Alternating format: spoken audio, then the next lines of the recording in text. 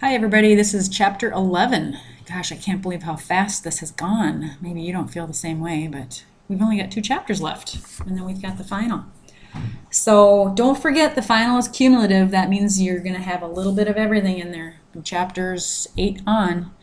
I will give you some review problems at the end so that you know what to study and stuff like that. And I'll open those up during chapter 12 so that you have lots of time to do new stuff and old stuff to get through, okay?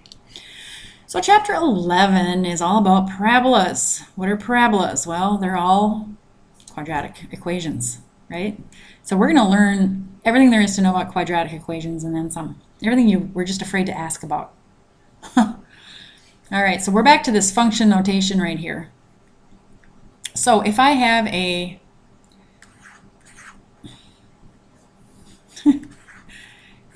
quadratic,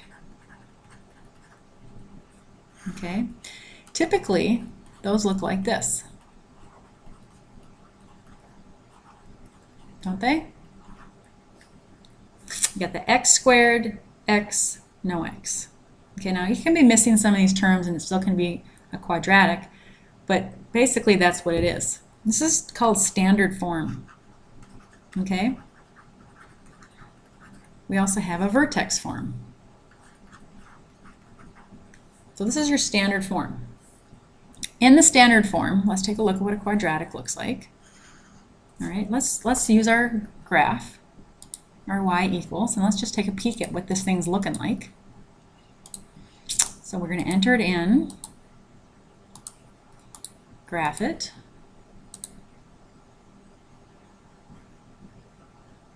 All right, so this thing's coming way down and then coming out like that. All right, you can't see the whole thing. Let's see if we can't see the whole thing. Sometimes a zoom zero will make it look a little better. Okay, good. Zoom zero means it's going to fit on the screen. All right, so basically we have some sort of a quadratic that's coming down and coming back up again. Well, we've got 4 really interesting pieces to this, okay? And they're the most, we don't care necessarily about, for instance, this point right here. It doesn't tell us anything. It's just a point on the graph. But we have 4 very interesting parts. We have the x-intercepts, we have the y-intercept, and we have the vertex. Those 4 pieces right there are super important and very useful. They can tell us a lot about the equation. So the vertex is either the highest or the lowest point, depending on which way it's flipped. Obviously, if you have a quadratic that's flipped this way, it's going to be the maximum point or the minimum point. All right? So it's your max, min, point on your graph. Well, how do we find that? Well, I'm going to show you a couple different ways. I'm going to show you how to do it by hand, and then we're going to check it with a calculator as well. All right? So the vertex is a point, so it's got an x and a y coordinate to it. Okay? So to find the x coordinate, when it's in standard form, we use the formula minus b over 2a. All right? Here's your b and here's your a. If I plug that in, I find what this point's x coordinate should be. Well, let's take a look at what we got up there. We've got f of x is equal to, I'm just going to put this in there, 1x squared minus 10x minus 10. So here, this is my b, that's my negative 10, and my a is 1. Okay? So I'm going to say I want the opposite sign of b. Well, b is negative, so I'm going to take a positive 10. And then I'm going to say 2 times 1, which is 2. 10 divided by 2 times 1 gives 5. So there's my x coordinate. Okay, does that look about right? 1, 2, 3, 4, 5. Yeah, it looks like it's about the bottom of it, right? So what about the y coordinate?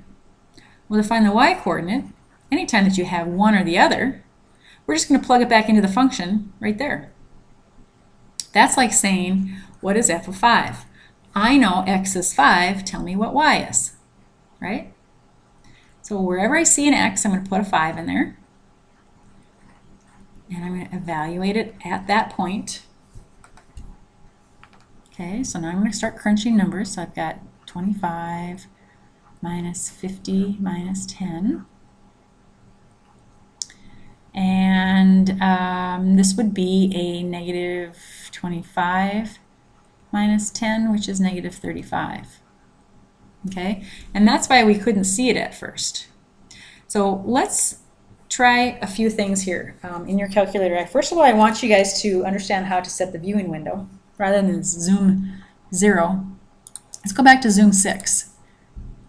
Oops, what did I just do there?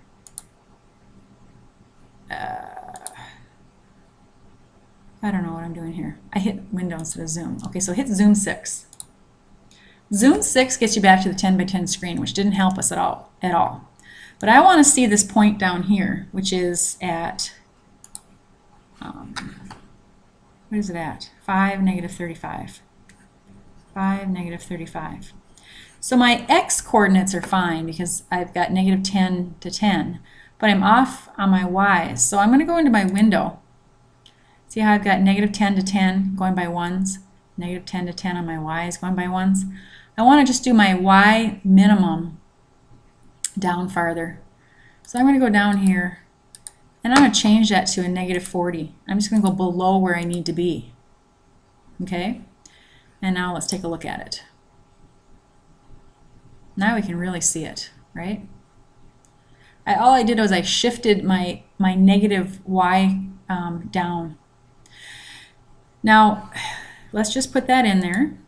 So we have 5, negative 35 for our vertex. We're supposed to type an ordered pair. How can we use a calculator to check to see if this particular parabola has a vertex there? It's down here, and I don't know if that's the lowest point or not. Well, we haven't used this calculation button right here at all. So let's see what's in there, okay? It's going to help us to calculate things. We can calculate out the zeros. We can calculate a value. But look at here. We can calculate out a minimum or a maximum point. Don't we want, on this one, the minimum point? Don't we want the lowest point? So we choose a number 3 to tell it, yep, that's what I want. Here's my function up here, x squared minus 10x minus 10. Here's my vertex down here. This is the point of interest, okay? And this is saying, get on the left side of that, please. All right? So my cursor's stuck here, and I just want to click, click, click. You see how it's like a spider? It's just coming down toward the point of interest.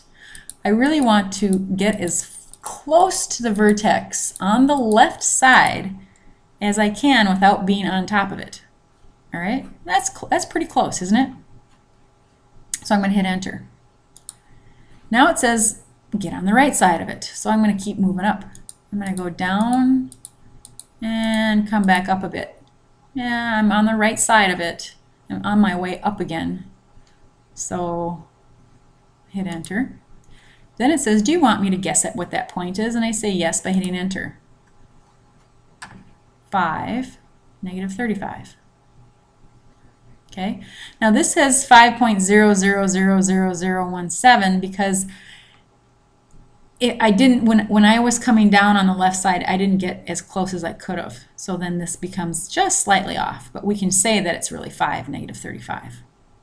Okay, so there's your ordered pair. So we use the calculator where we can to check our vertex, but we should also know how to do them by hand. Okay, so the doing by hand is the minus b over 2a, and then throw that number into the function to find the y coordinate. Okay? All right. Anything different here? Well, not really. Except it's not in order. I'm going to choose to write it in descending order. And I'm going to put the c on there. So I've got my x squared, no x. X squared, x, no x. Just, that's my standard form. All right, so my vertex is going to be, my x coordinate is minus b over 2a. b is a positive 10, so now I want a negative 10. And then I've got 2 times a negative 1. a is negative 1. I've got that negative there. So a negative 10 divided by negative 2 is a positive 5. I've got a 5 again. Okay. Now I'm going to plug that back in. I'm going to evaluate the function at 5. So I've got minus 5 squared plus 10 times 5 plus 0. I don't need that. This is saying to square 5 and then make it negative. This is not the same as this. That's saying square negative 5. This one's got the negative and then it's got the 25 plus 50.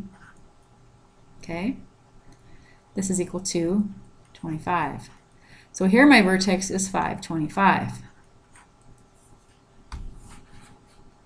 Should we see if that's right? We have to type an ordered pair, and then we'll take a look at the calculator too and see what's going on in there.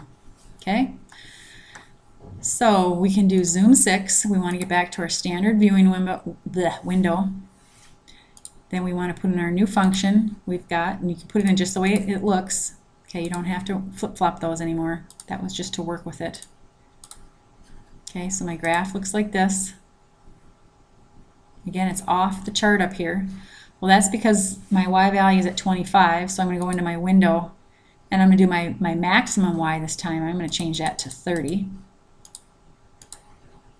See? Can I see it better? Absolutely. Now I'm going to calculate out.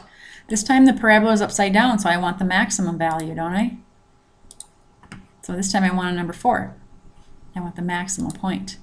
And again, I need to get on the left side of that thing, so let me see if I can't get a little closer this time. You don't want to be on top of it, but you want to be fairly close. I think that's pretty close. I'm going to hit enter, and then get on the other side and hit enter, and then yes, I want you to guess. Okay, again, I didn't get as close as I probably could have. This is as close to 5 as you can get, 525. Okay? Perfect. All right, so let's talk about the pieces and parts of a parabola. All right, so we have vertex. That's the max or min point, depending on which way it's flipped. Just saw that. Then we have the axis of symmetry. Now, if you notice, all parabolas are symmetric, right? It's a mirror image about itself, isn't it? If I took a piece of paper and drew that parabola on there and then folded it down the middle, wouldn't it be a mirror image on either side? And that's just, all parabolas are symmetric. And they're always symmetric about a line, okay? And it's always running through the x value of your vertex. So here we want the axis of symmetry, we want to say that this is a line, and it's always x equals something, and this is always your x coordinate of the vertex. Okay? And then the last, so that's this, and then we talked about this. I'll show you that on here. And then it says, and say whether or not the parabola opens upward or downward. Well, obviously it's opened upward. You can see it. But what makes it that way as far as an equation goes? Well, if I have my standard form, ax squared plus bx plus c, this determines up or down. So if a is a positive value, okay, any kind of positive number, it's going to be this way. And if a is any kind of a negative number, then it's flipped that way. So this has to have a positive a because it's flipped forward, not upside down. This is considered up and this is down. Okay? And that's dependent on this number. Now, we haven't been given an equation, but if we did, we could just look at that front number, the leading coefficient. All right, so we're going to first of all type in the coordinates of the vertex. Much easier when you have a graph, okay? My x coordinate is 0, my y is 1, 0, 1. These are going by ones here, okay? So I have my vertex. My axis of symmetry is x equals 0. it is symmetric about this line, which happens to be the y-axis, but x equals 0 is the y-axis, okay? And that's always a line. It's never not a line.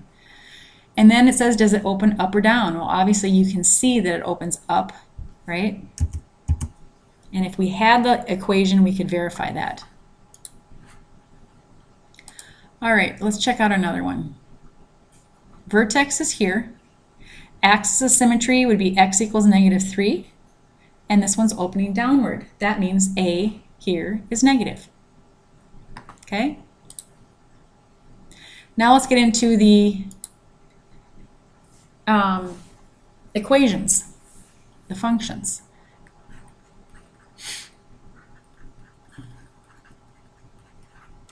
Which way is this pointing?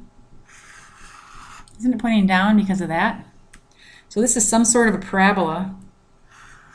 I don't know what it looks like other than that. Okay? I'm looking for the maximum y value.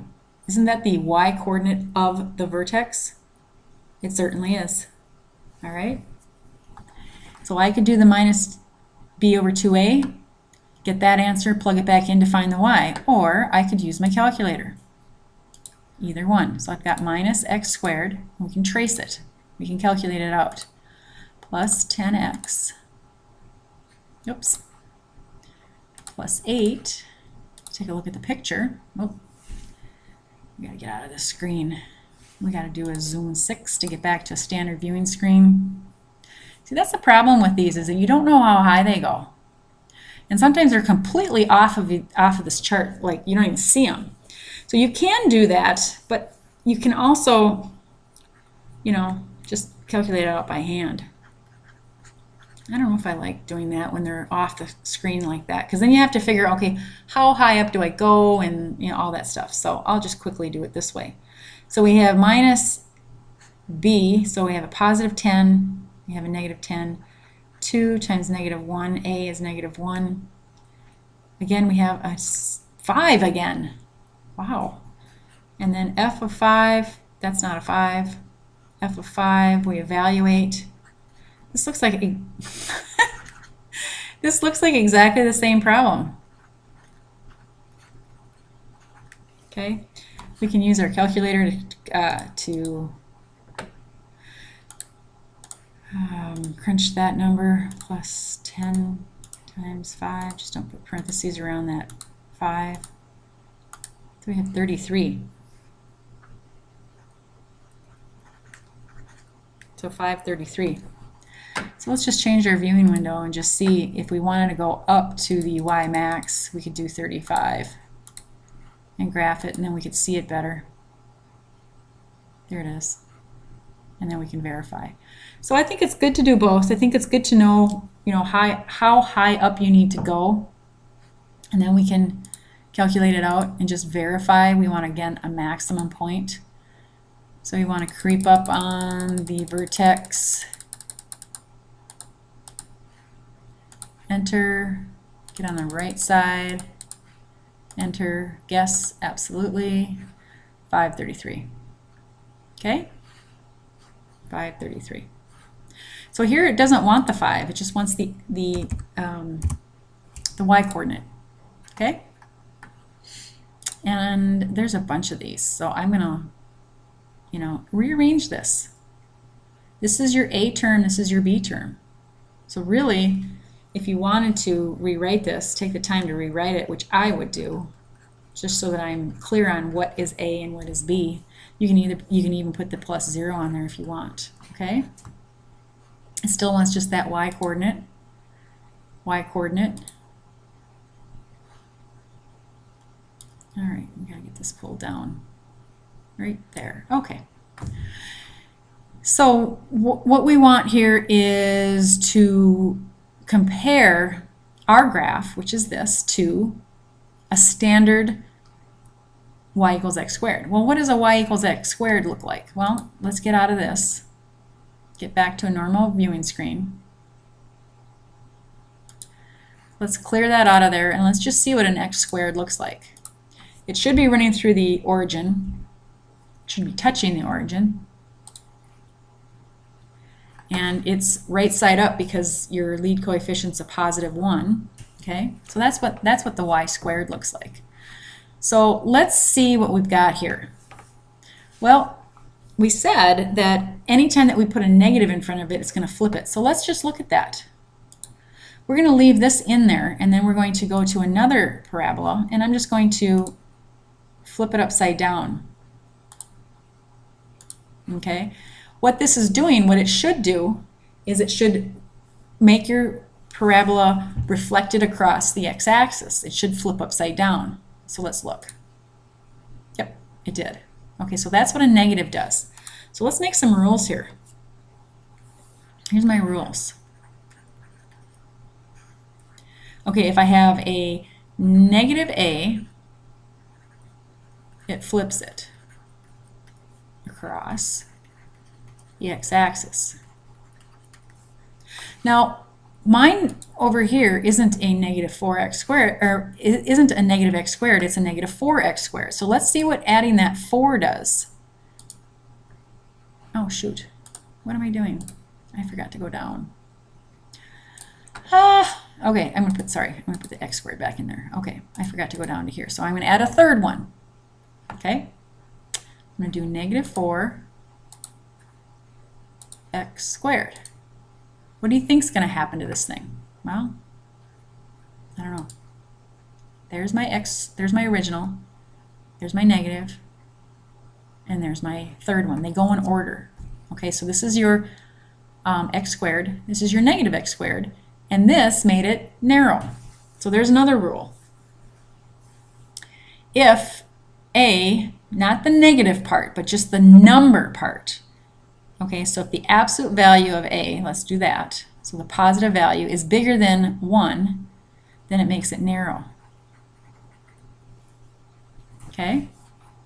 So let's put in something underneath 1. Absolute value is less than 1. What does it do then? Well, let's take a look at what we got. Okay, I'm gonna take these two out of there, and I'm gonna put in a quarter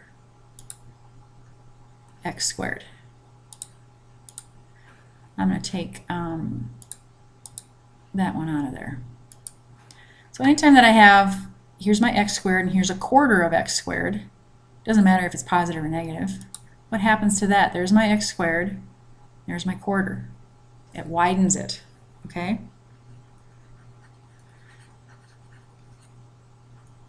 So the negative sign on your a will invert it.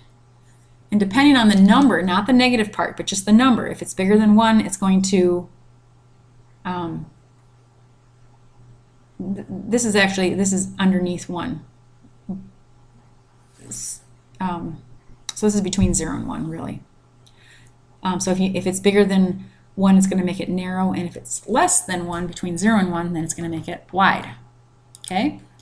So we don't even need the calculator for this, because what is this telling me? Well, I look at this. I have a negative a value. That means it can't be this one. It can't be right side up anymore.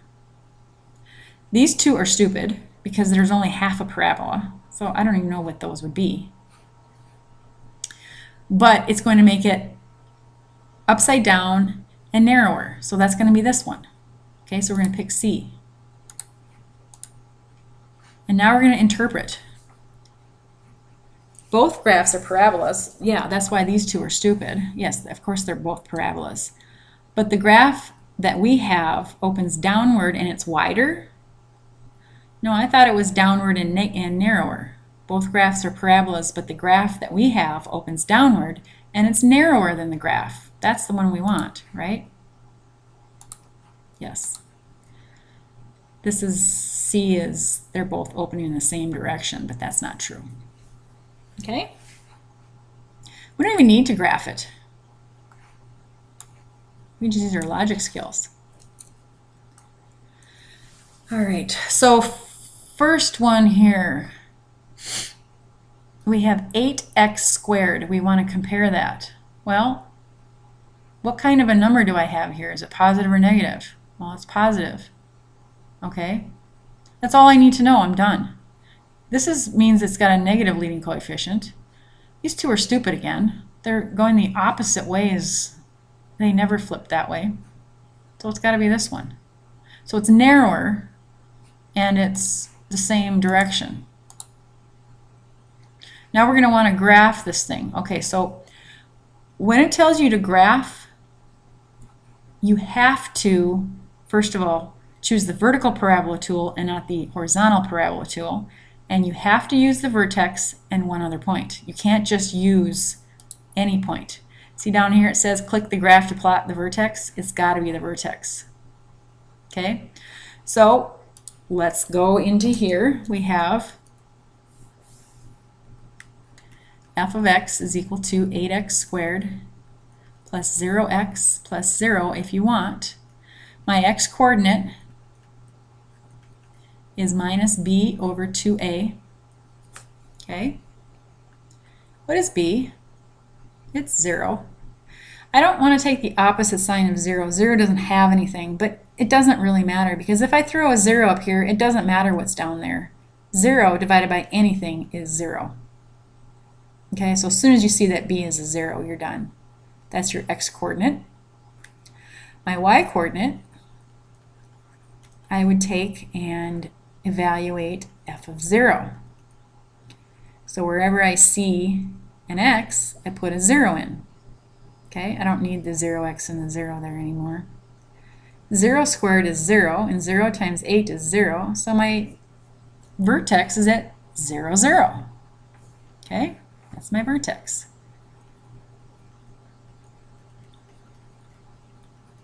Let's verify that through here. Let's just take a look. Let's just clear everything out of here. And let's just put in 8x squared before we just move any further.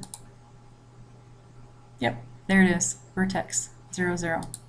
So here I'm going to plot 0, 0, and now see, now I've got to get another point. See, now it says to plot a point. That means any other point. Okay, well, how do I do that? Well, what I'm going to do is I'm going to make a t-chart and pick any other number other than a 0. Okay, I could pick 1, -1, whatever. Calculate out, evaluate f of 1. F of 1 is 8, right? Because f of 1 is 8 times 1 squared, which is 8. Or I could go into my table and take any one of these numbers. Well, I can't take these. These are too big. They won't be on my graph, but a lot of these down here are. Here's 1, 8. Here's 0, 0. I could plot -1, 8. I could probably plot, oh, that's it, just these two. Because look at how big my y value gets. It gets up to 32, and my y's only go up to 15 on here. So I'm going to plot 1, 8. Boy, this is tight in here, isn't it? 1, 8 is right there. And then I'm going to check. Good job. So now we're comparing again. How does this compare to just x squared? Well, it's still the same direction, but it's, since this is above 1, the absolute value is above 1, then it's going to be narrow. So it's just narrower, and it's in the same direction because it's got a +8, not a -8. Okay? So look at all the stuff that we can figure out just from looking at the equation or looking at the graph. Okay? So here we have, again, we don't need the calculator for this. We have a positive leading coefficient. A 16th is positive. So that means this one's out, and these two are out, because these are half parabolas again. I don't know why they put those in there. So it's got to be this one. Okay, and we know that this is underneath 1. 1/16 is below 1, right? So that means it's got to be a lot wider. So they're both parabolas. They both face the same way, so it's not going to open downward. Open downward, nope. Both graphs are parabolas. However, the graph is wider than that of our x squared graph. So that's it. They're both parabolas, yes. They both point in the same direction, even though it doesn't say that. And our function here is wider. All right? Same thing here. I have a negative leading coefficient. Therefore, it's got to be flipped upside down. This is the only one that's flipped upside down, so it has to be that one. And then you get your interpretation. Yes, they're both parabolas, but it points downward and it's wider because it's a 15th is below 1. Is it this one? What is wrong with this one? Narrower? No. No. Okay, so it's that one. Okay? All right, now we're got into our word problems. I always got to have these word problems. I better get a new screen here. Think about what you know about baseball. Even if you didn't know anything about baseball, you know a lot about baseball. You know enough about baseball to do these problems. Okay? So how do we hit a baseball? Well, let's say we hit it somewhat correctly. Here's your ground. Don't laugh at me. Here's my stick figure. He's got his ball cap on. He's got a serious face. All right, he's got his cleats on and he's going to hit the ball. Okay, the ball comes, it pitches at him. This is his baseball, be quiet.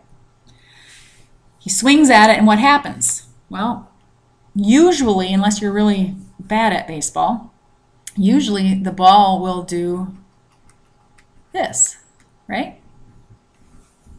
Look at that path. That is definitely a parabolic trajectory. Okay, trajectory means it's like the flight path of the ball. All right, it's also upside down. It mimics this, doesn't it? This piece of it from here to here. So look at our leading coefficient. It's negative. That's a good thing, because that's otherwise you'd be batting the ball and it would do this, which doesn't make any sense, right? All right. So what do we know about input-output here? Well, remember I told you to always label. H of t is negative 16t squared plus 64t plus 3. Okay, so your input is t, which is your time.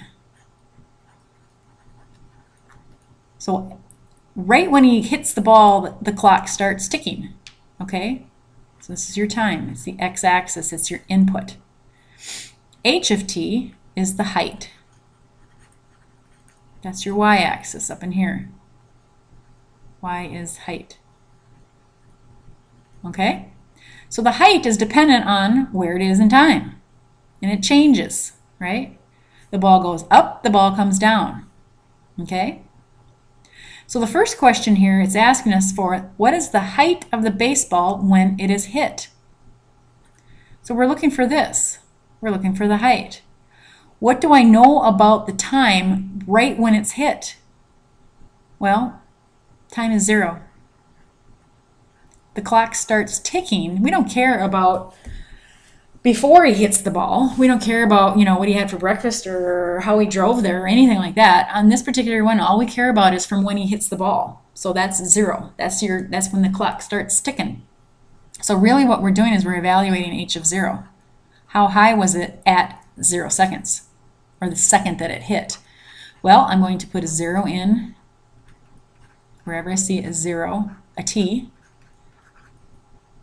And these are both zeros, right? 0 squared is 0, yep. So h of 0 is 3. So that means this is a pee-wee game.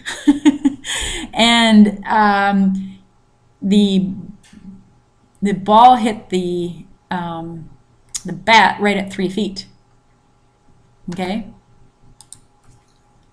Let's see if that's right. That's right. So it's a little guy. Either that or it was just a really low pitch. The second one says, how long does it take to get up to its highest point? That's right here, correct? I want to know the time on that. Well, what is that? Isn't that the x coordinate of the vertex? Isn't it the highest point? Isn't the highest point of any parabola the vertex? Yep, so I need the x coordinate of the vertex. So here I'm going to say my x coordinate is minus b over 2a. I've got b at 64, so I want a negative 64. I've got twice a is negative 16. So I can use my calculator if I want. I'm feeling awful lazy again. Minus 64 divided by 2 times negative 16. Where am I? Okay, that didn't work. Why? I forgot my parentheses underneath there. Negative 64 divided by all of this, 2 times negative 16. The importance of parentheses. Look at the difference in those two numbers. 2. So that means 2 seconds in to the hit, it hits its maximum height. Okay, so this is the instant that it's hit. This is 1 second later. This is 2 seconds later. 3 seconds later, right? 4 seconds later. Okay, so it's going to hit max at 2 seconds. And then it wants to know what the maximum height is. Well, again, isn't that the y coordinate? Because my y is my height of the vertex? Sure, it is. So I'm going to take this 2 seconds, which is my x coordinate of the vertex, and I'm going to evaluate it at 2. So I have 2 squared plus 64 times 2 plus 3. And I'll just use this, negative 16 times 2 squared plus 64 times 2 plus 3. 67 feet. Now remember, my vertex in this particular problem is an ordered pair where we have time and height. The time is always in seconds and the height is always in feet. So we have 267. Nice work. All right. Can we verify that on the calculator? Well, sure we can. We could put in the original 16t, we have to use the x squared, plus 64x plus 3.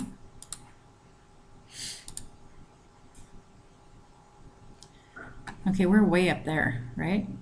We want to see, we're thinking that 67 is our max, so we want to switch our window to the maximum y value. Let's do 70 here, so we get on top of it. And now we can calculate out this point with our calculation. That's a maximum. I want to get up to the top here. Hit enter, get around the corner. Enter, guess please. 267. So that's verifying that this is indeed our vertex. This is our time and this is our height. Okay? I like my little guy there. I'm going to let you alone on this one because it's pretty much the same. I want you to see something down here. You got one part remaining. Okay. So here we have a baseball thrown upward. We've got this. Yeah, this is the same thing. We want to estimate the height. I'll let you alone on that one. This one I wasn't really crazy about, but kind of wish I didn't pick it. So we'll do this one for sure. What was this one? Too easy. Okay, so this will be our last one. Okay, so let's read through this. An agency is promoting concert tickets by offering a group discount rate. The regular price is $40, and for each ticket bought, the price decreases by $1. Now it's a very confusing way to word that, I think. But what it means is one ticket costs $39. 2 are 38 each, and that's they've italicized that, so that's the most important piece right there, and so on. So if you bought one ticket, you would spend $39. 2 tickets, you would spend 2 times 38. 3 tickets would be 3 times 37, and so on. Okay, so here's our graph. Okay, you have to check out your scale. This is going by hundreds, this is going by tens. When is the revenue increasing? Well, if you sell 0 tickets, you're going to get $0, obviously.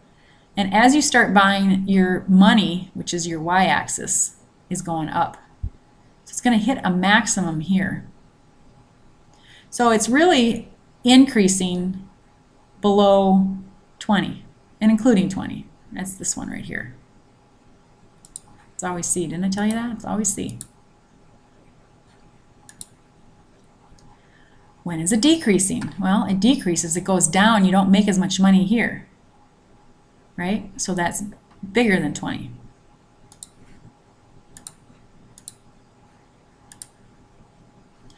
What is the maximum revenue? Well, you can see the maximum revenue is right at that vertex. If we sell 20 tickets, we make $400. Okay? That's the maximum revenue. How many tickets should be sold to maximize this? Well, 20. Right? Now we want to write a formula for this particular graph. Well, what do we do? What do we do? What do we do? What do we do? We write a formula.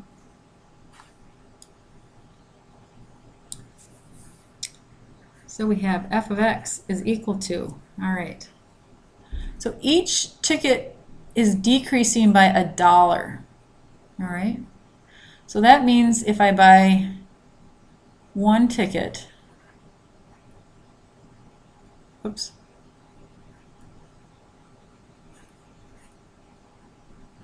does that make 39?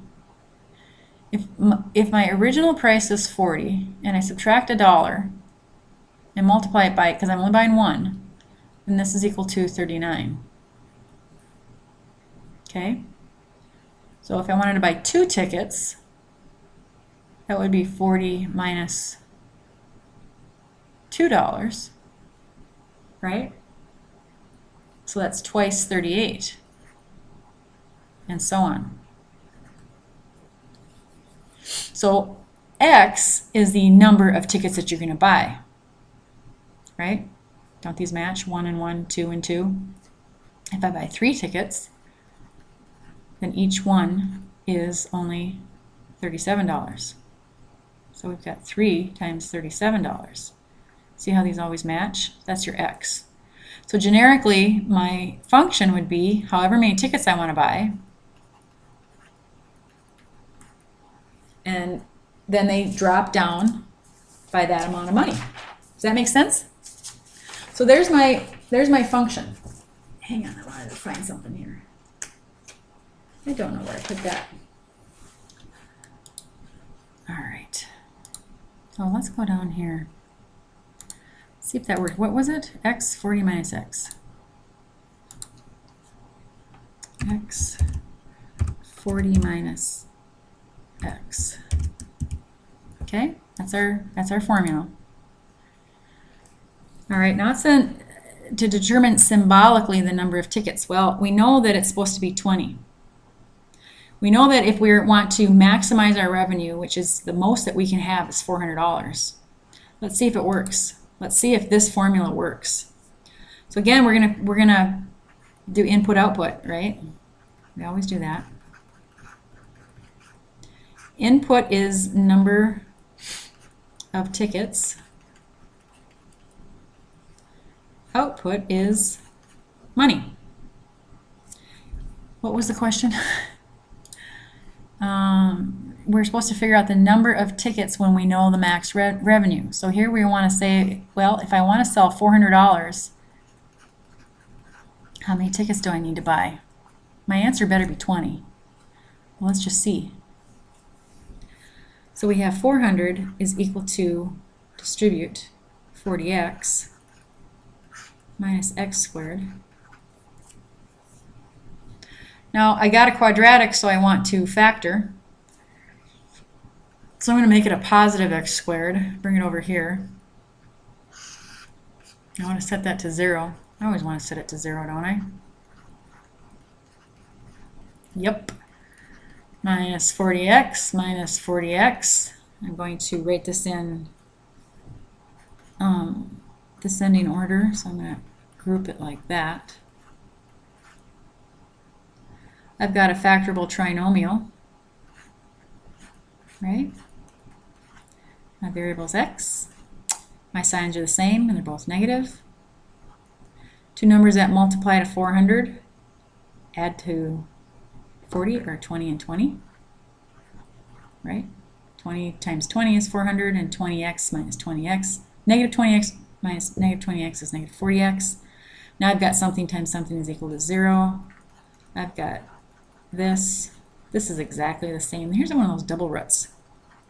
So x has to be 20, which checks. We know it has to be 20. So are you going to go through all that rigmarole? Probably not. And then we're supposed to do it again for the maximum revenue, but we know the revenue's got to be 400. Okay? That would be setting this, solving for this side when we put 20 in here. Okay? So 20 and 20, and then you crunch the number.